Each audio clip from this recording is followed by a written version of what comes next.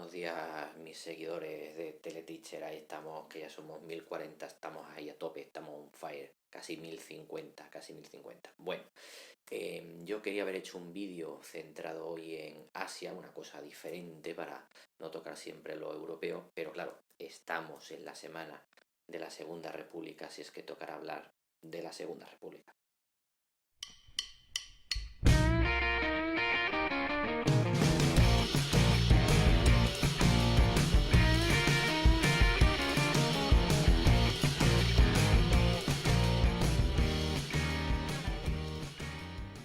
Bueno, pues es un tema complicado, larguísimo. Entonces voy a hacerlo en plan línea del tiempo para que tengamos las fases claras. Como siempre empezaremos con las causas de este periodo de la historia de España. Luego me meteré con esa línea del tiempo, y luego podemos terminar con una reflexión sobre la trascendencia, la importancia de la Segunda República en España. Esta semana además, por ejemplo, el periódico El Mundo publicó un artículo súper interesante. La pena es que está bajo suscripción, es decir, que tienes que estar suscrito al Mundo para poder leerlo, porque han entrevistado a 6 7 historiadores y cada uno ha dado su visión de la Segunda República. Les hacían como 4 preguntas. Una sería qué es, por qué triunfa; otra que sería qué logros tiene; otra que sería qué fracasos tiene; y la cuarta pregunta algo así como que por qué fracasa, o si se puede considerar a la Segunda República Española la causante de la guerra civil en España. Y luego, en función pues del pelaje de cada historiador, pues contesta de una manera u de otra. Es decir, pues tienes a Paul Preston, tienes a Stanley Payne, tienes a Julián Casanova, que digamos podrían estar más o menos enfocados en la versión positiva de la Segunda República, y luego tienes a gente como Pío Moa, que bueno, pues se le levanta el brazo desde que empieza a escribir, ¿no? Y entonces es que la República desde el minuto uno ya se estaban matando, era todo un desastre, y menos mal que vino Franco. Entonces, cada uno que lea, interprete y coja la versión que más le interese. Yo ya os digo, vamos a empezar con las causas, contexto internacional y luego desarrollo. Bueno, dentro de las causas, yo quería poner 4, pero es que si soy sincero es que yo solo veo una causa, que es Alfonso XIII. Realmente en la España del año 31 había republicanos. Desde mi punto de vista, no. Lo que había era antialfonsinos. Es un poco, si habéis seguido las noticias o estáis dados a escuchar la radio, ¿no? Que se suele decir que incluso hoy, año 2021, se dice que no hay mayor generador de republicanos que el rey emérito Juan Carlos I. Y, y es entendible, es decir, cuando una persona ostenta un poder y basa su poder en una supuesta superioridad moral, un ejemplo y tal, un referente, y todo lo que vemos es justo lo contrario, pues la gente lo que tiende es a odiar a esta persona, a despreciar a esta persona y desear que desaparezca. Entonces con Alfonso XIII pasa exactamente lo mismo, es decir, ¿realmente la gente era republicana en España? No, la gente lo que era anti-alfonsina, porque se había hartado de los continuos cambios en su gobierno, se había hartado del desastre de anual que lo provoca el colocar a un amigo suyo a dirigir las tropas, se harta de y se harta de. No olvidemos que Alfonso XIII aplaude la dictadura de Primo de Rivera, que supone una supresión de derechos fundamentales de un determinado periodo, que luego resolvió problemas, pero es favorecer una república, el saltarse por completo el juego democrático y favorecer una dictadura. Tendré que poner por aquí las cartelas estas que ponen los youtubers, ¿vale? De pincha ahí porque yo tengo un vídeo sobre la dictadura de Primo de Rivera, y lo explico. Sus cosas buenas, que fueron bastantes, y también, lógicamente, el precio que se paga por esas cosas, que no deja de ser bestial también. Entonces, realmente hay unas elecciones en el mes de febrero, con lo cual llega un nuevo gobernante que va a ser un almirante apellido Aznar al gobierno. Recordar que a Primo de Rivera se le ha alargado, se ha ido a París, ha habido como una transición, y en febrero sube este nuevo almirante Aznar. Y hay unas elecciones municipales el 12 de abril. Y en esas elecciones municipales del 12 de abril, en las ciudades donde el voto es libre, porque en el campo no lo es, está todo manipulado por los señoritos, pues entonces en las ciudades salen mayoritariamente partidos republicanos de izquierdas, o de más izquierdas, o de allende las izquierdas. Entonces, El mensaje es claro, no queremos monárquicos. Y el rey, pues asesorado por su gente, en especial pues el conde de Romanones, que era el que cortaba el bacalao en esos momentos en el país, pregunta, ¿y qué hago, no? Él siempre, como veis, tomando sus decisiones. Y le vienen a decir que, bueno, consultan a ver cómo está la cosita de mala. Consultan con Niceto Alcalá Zamora, consultan con Manuel Azaña a ver qué intenciones tienen y tal, consultan con Sanjurjo, con el general Sanjurjo, porque era el que controlaba toda la Guardia Civil y por lo tanto era como saber, a ver, el que me tiene que proteger, ¿de qué pelaje es? Y el general Sanjurjo le dice que se pire. Ojito al nombre de Sanjurjo, que se pire. Así es que le recomiendan al rey Alfonso XIII, mira, tu gente no te quiere, tu gente ha perdido la fe en ti, están hartos de ti, pírate por tu bien. Así es que se coge un coche, se va camino de Cartagena y en la madrugada del 14 al 15 coge un barco y se pira hacia Marsella y luego ya de Marsella para Italia, quedó en Roma, donde se va a fincar y allí termina sus días. Por lo tanto, dentro de las causas, aunque seguramente cualquier libro de historia os va a dar mogollón de causas y tal, yo prefiero eso verlo en el contexto internacional como causa realmente como chispa de las repúblicas. Yo creo que sería el hartazgo de los españoles hacia la política que había llevado Alfonso XIII, que no había permitido prácticamente reformas, que no había modernizado prácticamente nada el país. El país, él lo recibe en 1903 en un estado y esa foto de ese país en 1903, tú ves la foto del país en 1930 y es prácticamente la misma. Entonces, claro, pues la gente se harta y dice, mira, que te pires y vamos a probar esta república a ver cómo sale. Y esa es la clave, vamos a probar a ver cómo sale. Bueno, vamos con el contexto. Hay que ver lo que vemos, parece que estoy haciendo sentadillas. Bueno, pues el contexto es el que veis. Empezamos en el año 31 y terminamos en el año 36. Error, cuidado porque esta pregunta te fastidia. La gente piensa que la Segunda República termina en cuanto empieza la Guerra Civil. Cuidado que no. Fijaos que aposta, he puesto ahí una línea discontinua porque la República no termina el 18 de junio en el 36. No, no, no, no. Termina cuando termina la guerra civil. Hay un gobierno de la República, lo que pasa que se trasladará a Valencia y luego pues se irá al exilio. De hecho, si tiráramos, hay un gobierno en el exilio en México durante prácticamente décadas, o sea que, pero bueno, normalmente la gente dice, venga, del 31 al 36, ya os digo que realmente no, porque durante la guerra civil hay un gobierno, otra cosa es que se esté enfrentando a un golpe de estado. Bueno, ¿cuál es el contexto? Pues el que estáis viendo, que es que en el año 33 Hitler llega al poder en Alemania legalmente y instaura una dictadura totalitaria, en este caso pues de ultraderecha y con restringiendo todos los derechos y prohibiendo el Partido Comunista y bueno, ya sabéis lo que hay allí.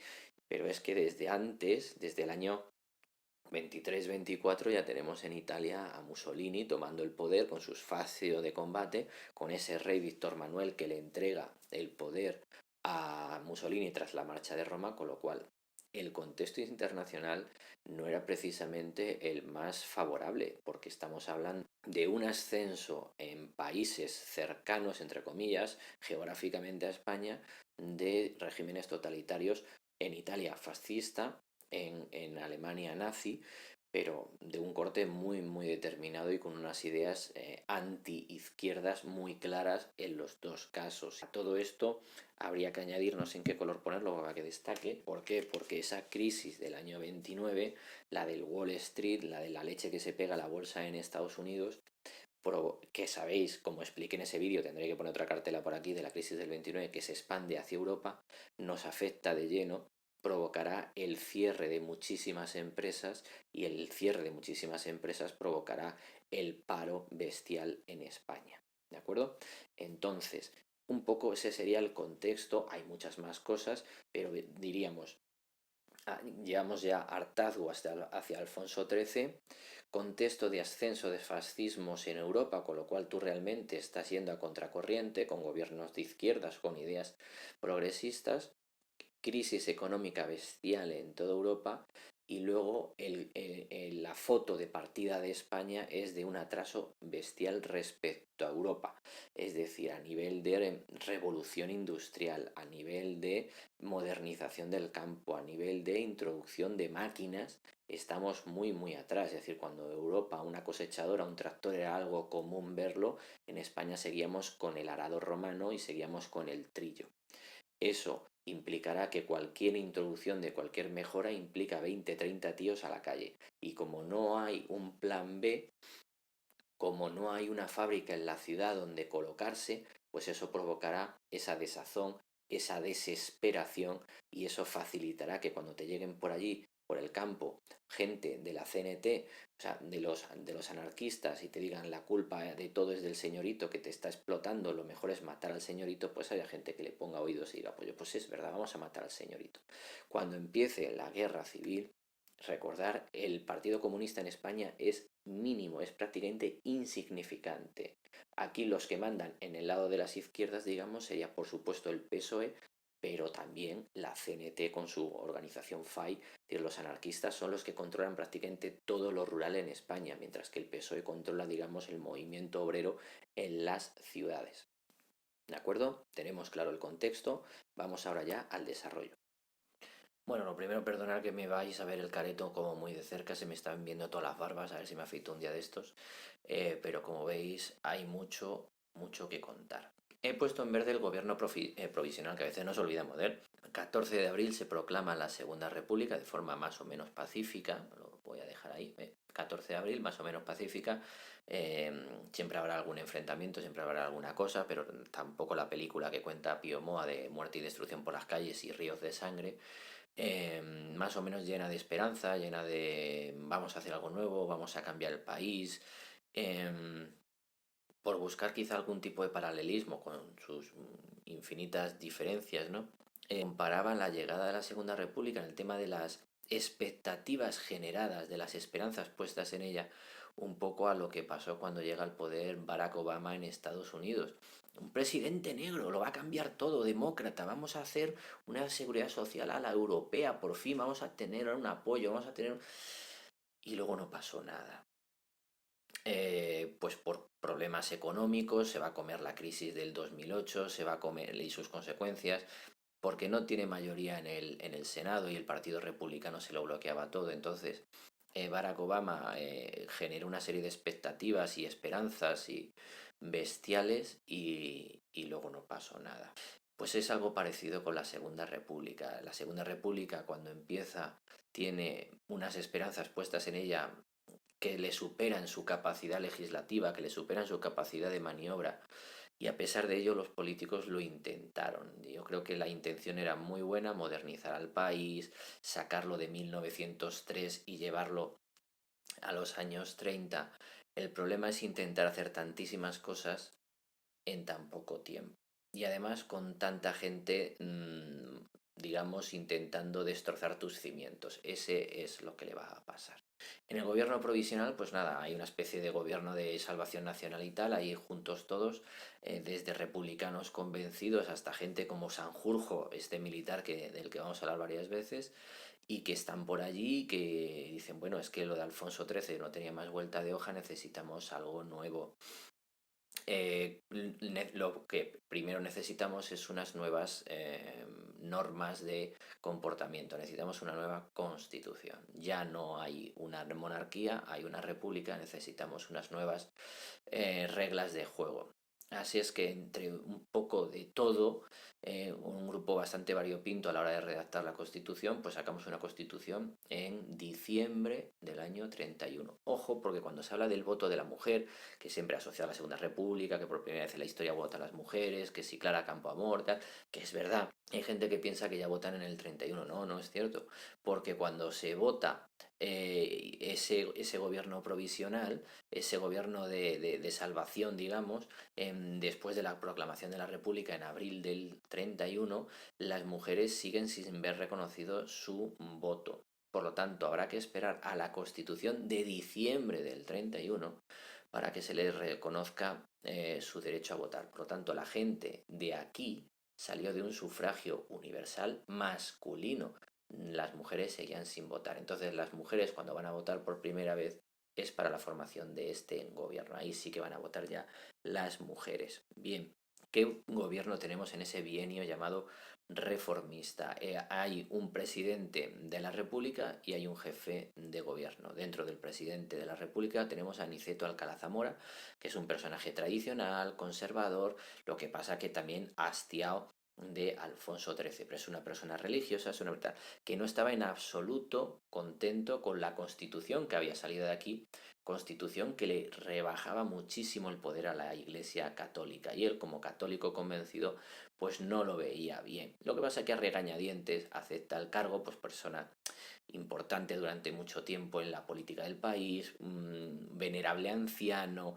Bueno, pues lo ponen ahí y claro que a todos nos gusta la alfombra roja, eso está claro. Bien, el jefe de gobierno va a ser Manuel Azaña, republicano convencido de izquierda, que va a gobernar en coalición con el PSOE, que había tenido también una burrada de votos. Y ese gobierno de republicanos y socialistas se enfrenta, como veis, a un montón de problemas e intentan solucionarlos, y un poco ahí está la clave de la polarización del país, en el tema de demasiados cambios en muy poco tiempo. Quizá un poco en plan elefante entrando en una cacharrería, pero había que hacer los cambios, lo que pasa que eran tantos en tan poco tiempo que igual un poco tensionó demasiado a la sociedad, que ya de por sí tenía sus dudas sobre la república. La primera reforma, como estáis viendo, la regional. ¿Qué hacemos con catalanes y vascos, que son los que estaban en gran parte muy interesados con la república?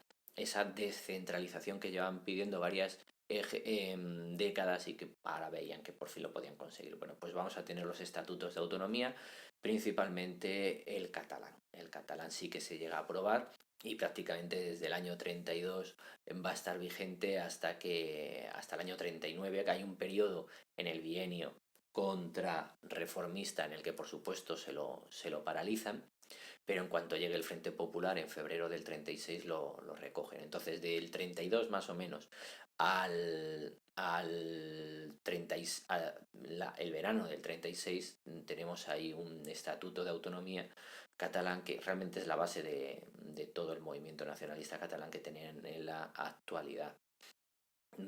Y eso, una vez más, va a poner en contra gente que tenía sus dudas sobre la República, que veía en ella una alternativa a Alfonso XIII, pero esto de que los catalanes tuvieran autonomías y tal no les molaba en absoluto. Todo el tema del ejército, os podéis imaginar cómo veían ese tipo de circunstancias, pues los estaba animando a decir, por aquí no vayas. El tema religioso. En la Constitución del 31 se les quita muchísimo poder, se les quita ese monopolio de la educación, se les quitan presupuestos, se les quita un montón de historias. Por lo tanto, ya tienes todos los días y todos los domingos en especial. En el idioma del 2021 tendríamos a los curas en streaming, ¿vale? Tendríamos un directo poniendo de vuelta y media a la República y diciendo que lo mejor que se podía hacer era un levantamiento militar. Eso es uno de los grandes problemas de la República, que como le quitas el poder a la Iglesia, pues la Iglesia católica, que le encanta meterse en política cuando les quitan sus privilegios, y cuando no también, pues entonces tienes ahí a toda la Iglesia católica protestando y malmetiendo desde el minuto uno contra la República, porque claro, es muchísimos millones que dejan de ganar porque les quitan esos monopolios de la educación y les quitan esos presupuestos que les daba el Estado. Así es que ya tienes ahí un problema muy gordo. De hecho, además, nada más empezar la primera los dientes, llega el gobierno y disuelve la Compañía de Jesús y se queda con sus propiedades y se queda con sus acciones y demás. Que no es nuevo, que estas cosas no es nuevas, que la Compañía de Jesús ya la echó del país Carlos III. Y parece que es la República la asesina de todos y mató a Manolete, no sé, no, no. Carlos III ya se había cargado a la Compañía de Jesús, lo que pasa es que habían vuelto, ya se les vuelve a echar. Problema militar, pues es evidente, los republicanos tontos no son y saben que hay muchísimos militares que no están de acuerdo con la república. Así es que lo que hacen es un poco decirles que mirar, aquí hay que jurar obediencia a la república y el que no esté de acuerdo con la república lo mejor es que se jubile, la ley del retiro.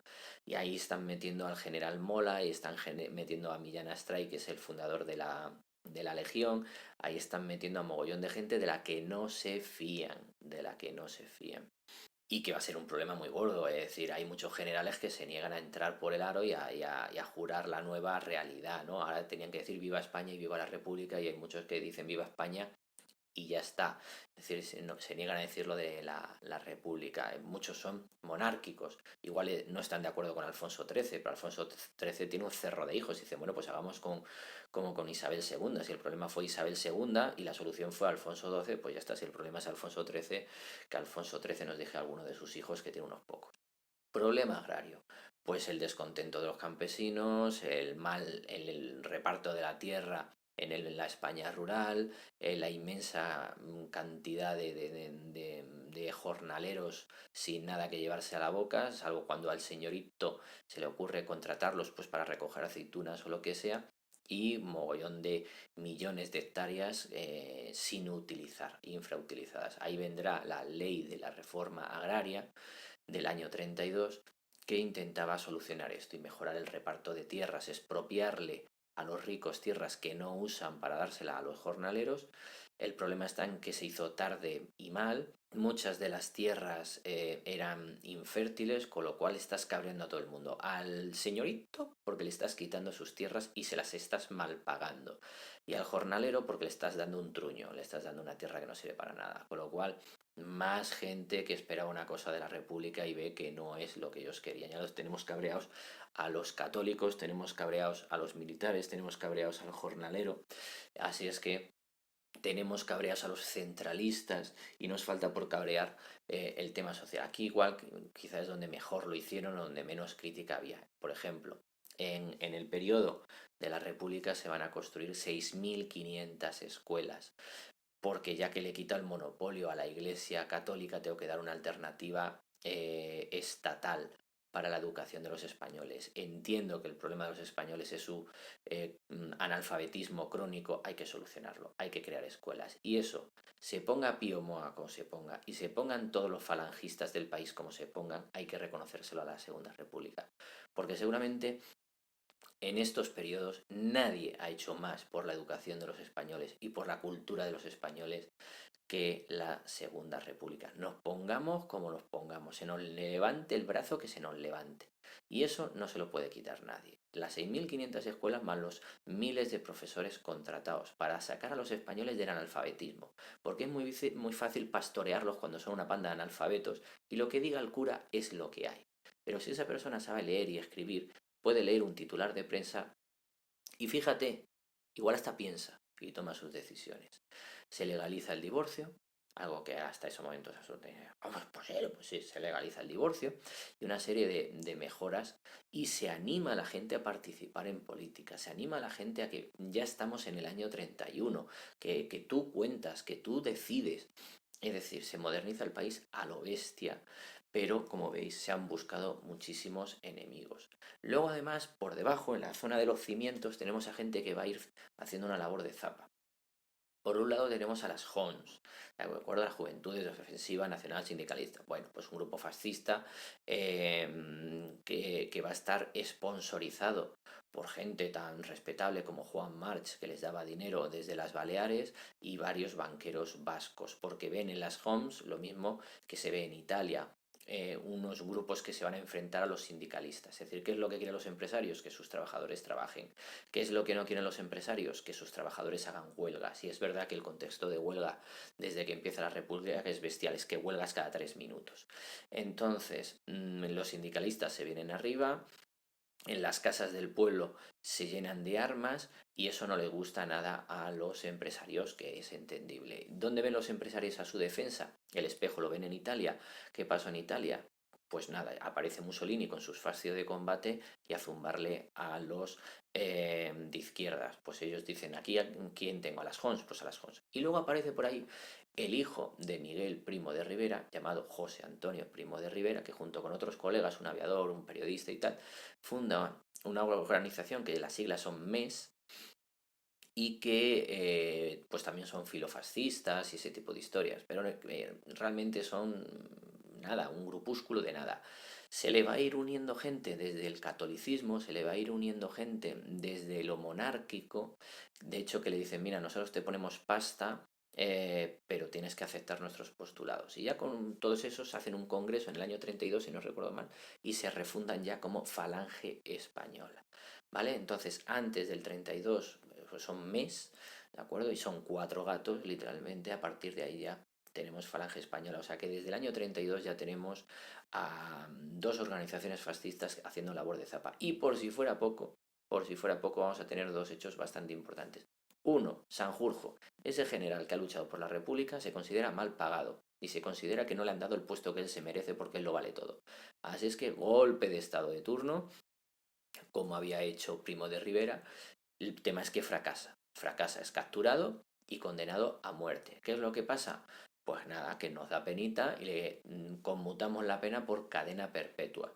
Así es que tenemos ya en el bienio reformista un golpe de estado de un militar que no le gusta lo que hay, y que al final va a ser condenado a cadena perpetua. Bien, segundo hecho, finales ya mediados del 33, finales del bienio reformista, pues tenemos el hecho de Casas Viejas, que es, bueno, pues una insurrección anarcosindicalista unida bestialmente por la Guardia Civil, y entonces, pues eso, pues como que es mala prensa, ¿vale? Para hablar en nuestro contexto, año 2021, pues si tú tienes un gobierno de PSOE Podemos en la actualidad y hay una manifa y llega la policía y los reprime a lo bestia, pues claro, ya sabéis lo que va a decir el gobierno sobre la Guardia Civil y ya sabéis lo que va a decir la gente sobre el gobierno por criticar a la Guardia Civil. Así es que si ya de por sí tenían un montón de críticas, pues ya con esto, pues para que ya las tienes todas. Así es que se acaba el bienio reformista, demasiados problemas en tan poco tiempo, demasiados enemigos ganados en tan poco tiempo y nos vamos al bienio contrarreformista. Bueno, menos mal que iba a ser un vídeo corto y que no me iba a pasar de profundidad, ya llevo lo que llevo, si es que no hay manera. En fin, bueno, bienio contrarreformista. Seguimos con Niceto Alcalá Zamora como presidente de la República, ahora más contento porque han ganado las derechas. Ese es el gran problema de la República, que no hay educación democrática, es decir, cuando gano me parece maravillosa la democracia, cuando pierdo me parece nefasta. Entonces, cuando ganó la izquierda, a la derecha le pareció fatal, Homs, Falange aparecen, Sanjurjo da golpe de estado. Cuando ganan las derechas, la izquierda no lo acepta e intenta un golpe de estado en octubre del 34. Ese es el problema, que nadie acepta la democracia, solo nos gusta la democracia cuando ganamos. Y eso sigue hoy en día, ¿vale? Entonces, el presidente ya no es Azaña, obviamente, es Alejandro Lerroux, que es el líder del partido, se llama Partido Radical, que gobierna en coalición con la CEDA, la Confederación Española de Derechas Autónomas, con Gil Robles. Es un gobierno de coalición, igual que había habido aquí, que es que parece que solo las izquierdas tienen coalición. No, no, no, no, las derechas también tienen coaliciones, ¿de acuerdo? Alejandro Lerroux con Gil Robles. Y lo que hacen realmente es desmontar todo lo que se ha hecho aquí. O sea, es que es muy fácil de explicar. Todo lo que se ha hecho aquí, pues lo desmonto. Los generales que había mandado al Quinto Pino los traigo al gobierno. La que le había quitado la iglesia, se lo devuelvo. Es decir, es deshacer lo que había hecho. Y eso es caos y es mandar otra vez España al año 1903, donde a determinados personajes, evidentemente, terratenientes, banqueros, empresarios, iglesia, les encantaba tener a los españoles. Y ahí los vuelven a mandar al año 1903. Entonces, en lo militar volvemos a traer a primer término a gente como Franco, Mola, Millán Astray, Sanjurjo, qué casualidad, que, claro, no puedo liberarlo porque olería mucho. De hecho, amenazó con irse del gobierno Alejandro Lerroux cuando le dijeron que lo iban a sacar de la cárcel. Así es que lo que hacen es, te echamos del país. Se fue a Portugal. Fíjate tú qué lejos se fue Sanjurjo. Entonces, lo que iba a haber sido pena de muerte se convirtió en cadena perpetua y la cadena perpetua se convirtió en expatriarlo, en decirlo, te vas fuera del país y no vuelvas nunca. Se fue a Portugal y va preparando el golpe de estado de el 36, que es el que lo iba a liderar. Entonces, problema militar ahí arriba. Los militares llegan al poder y se vienen muy, muy arriba. Así es que como las izquierdas no la admiten, pues las izquierdas con sus sindicatos y demás intentan un golpe de Estado principalmente en Asturias y por supuesto protestas y tal en Cataluña. ¿Qué hace Franco? Pasárselo pipa, porque llaman a Franco para reprimir el alzamiento, por decir la palabra que tanto les gusta, la rebelión, la insurrección en Asturias, y con la Legión se viene a reprimirlos y directamente bombardea Oviedo. Cuando vayáis a ver la Catedral de Oviedo, pues lo que vais a ver en gran parte es reconstrucción, porque nuestro amigo Francisco Franco decidió que era una buena idea bombardear Oviedo para reprimir a estos trabajadores que estaban protestando. Trabajadores que no aceptaban el juego democrático, el haber perdido las elecciones. Cada uno que lleve su velita, ¿vale? Así es que está claro que ni las derechas saben ganar ni perder, ni las izquierdas saben ganar ni perder, y todos intentan un golpe de Estado. Aquí tuvimos a Sanjurjo, aquí tenemos a las izquierdas dando un golpe de Estado. Los dos golpes de Estado fracasaron. Y nos quedaría el tema del extraperlo, que es un tema de corrupción, ¿vale? Hay dos colegas que se llaman Strauss y Perle, os lo juro, que meten un juego de azar, una especie de ruleta nueva en el casino de San Sebastián, aprovechando su influencia, la corrupción ejercida sobre el hijo de Alejandro Lerroux, al que le sobornan con unos relojes caros y tal. Eso se descubre, salta a la prensa y, Dios mío, dimite. Alejandro Lerroux dimite. Un político español que dimite, o sea, deberían haberlo estudiado, congelar su genoma, algo. Un político español que dimite. Sí, pues sí, hay gente todavía con dignidad y que dimite, ¿vale? Igual es porque tiene un plan B y sabe hacer otra cosa aparte de la política. Igual es que los que tenemos pues no saben hacer otra cosa aparte de la política. Entonces, ¿a dónde van a ir? Voy a dimitir yo y tener que trabajar, venga, hombre. Así es que eso es lo que va a pasar con Alejandro Lerroux. Así es que se viene contra el reformista, que había vuelto a tensionar la situación, pero en el otro sentido. Va a durar también otros 2 añitos en cuanto salta el caso del extraperlo. Pero ya vemos cómo está el país muy, muy polarizado, ¿vale? Borro Frente Popular y terminamos.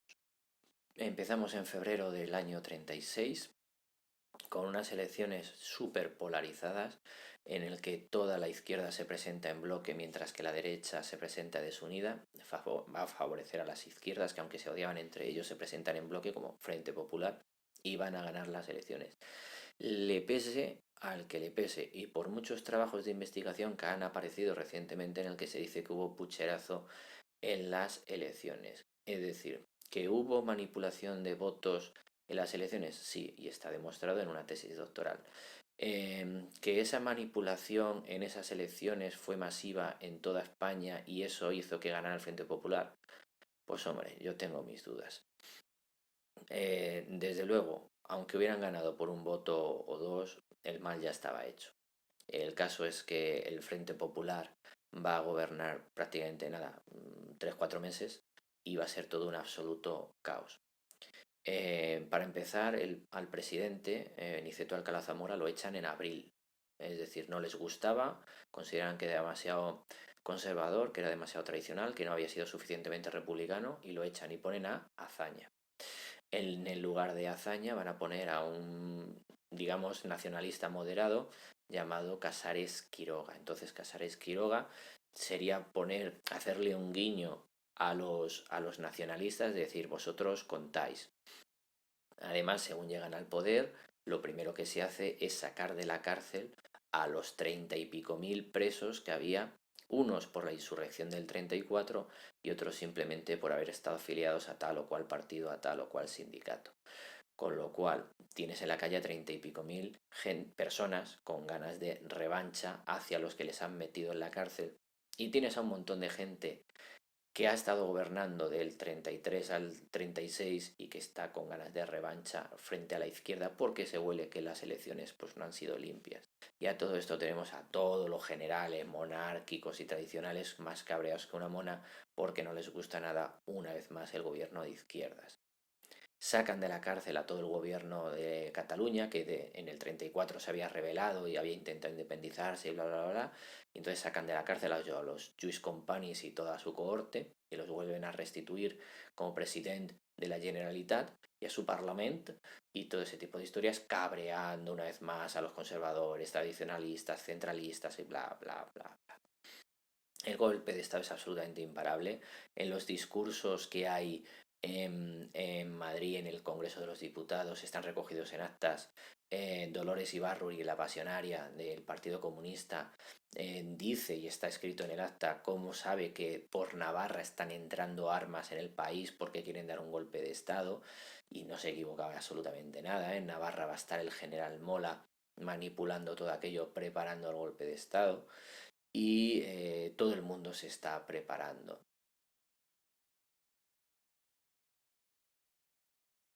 En abril, que se está celebrando el quinto aniversario de la proclamación de la República, hay un desfile por la Castellana y hay un intento de atentado contra Manuel Azaña, que está en la tribuna. Suenan tiros, mueren 5 o 6 personas. Todos se acusan unos a otros. Los falangistas acusan a los de izquierdas y a los anarquistas. Los del PSOE acusan a los falangistas.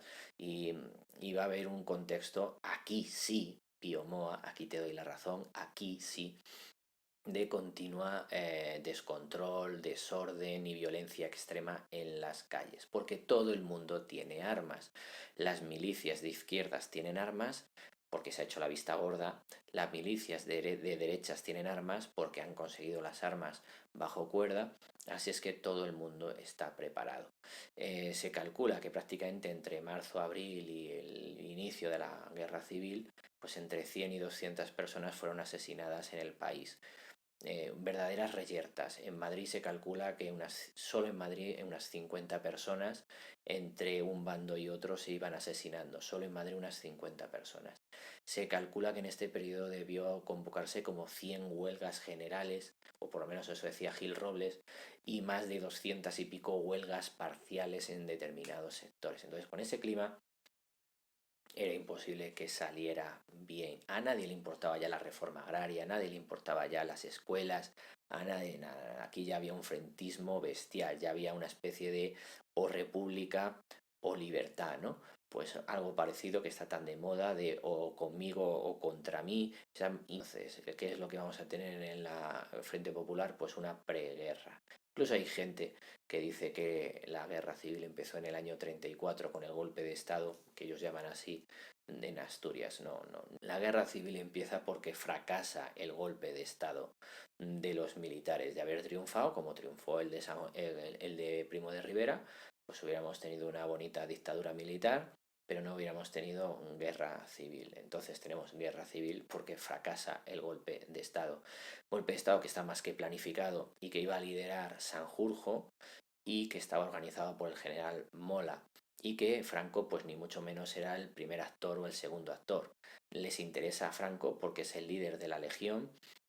El problema de Franco es que está expatriado, entre comillas, castigado en las Canarias, y hay que conseguir que llegue y se ponga al frente de su ejército. Entonces, aunque todos los planes para el golpe de Estado estaban pensados hacia finales del mes de julio, los acontecimientos se precipitan. En el 12 de julio, unos falangistas asesinan bueno, que no eran falangistas, de ultraderecha, vamos a dejarlo así, asesinan a un teniente de las guardias de asalto que eran filoizquierdas, de hecho eran el instructor de las milicias del PSOE, y sus compañeros automáticamente lo que hacen es secuestrar en su propio domicilio y asesinar después a José Calvo Sotelo, que era el líder de los monárquicos alfonsinos.